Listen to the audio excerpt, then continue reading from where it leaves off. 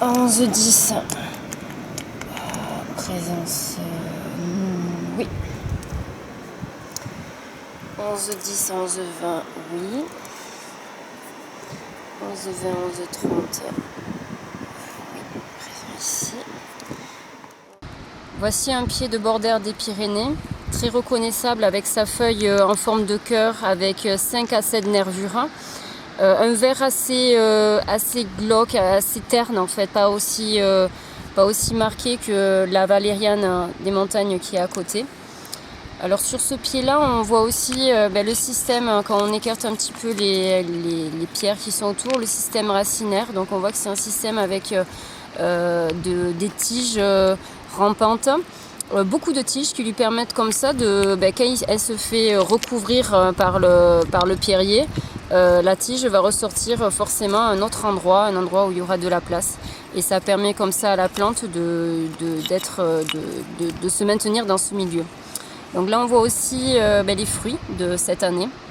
Donc ce fruit avec 3 valves là, avec dans chaque valve une graine, qui va permettre d'assurer le maintien de la bordère des Pyrénées, de l'espèce dans le milieu.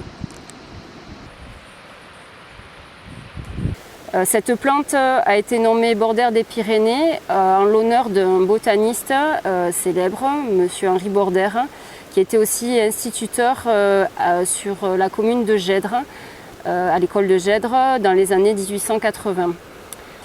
Alors cette plante, la bordère des Pyrénées, est endémique des Pyrénées. On la trouve que sur la chaîne des Pyrénées et là elle est même très spécifique à une zone puisqu'on la trouve sur Gavarnie et sur l'Aragon.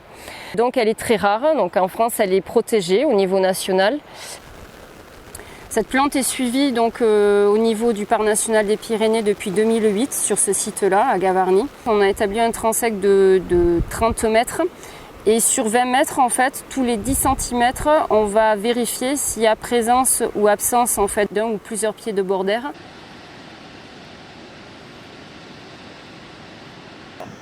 Je note le contact avec un 1. S'il y a une absence, je note 0. Et ça permet chaque année, avec le suivi, de vérifier les zones où on a une présence permanente ou une évolution dans le milieu, une disparition sur une zone plus étendue.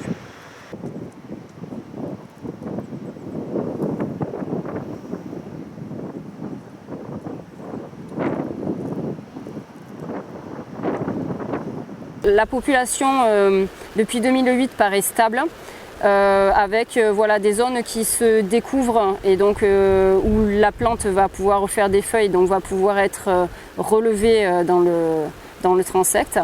Et puis certaines zones qui disparaissent mais qui sont compensées par d'autres endroits où la plante réapparaît. Donc un équilibre l'autre. Donc pour l'instant c'est une station qui est relativement stable.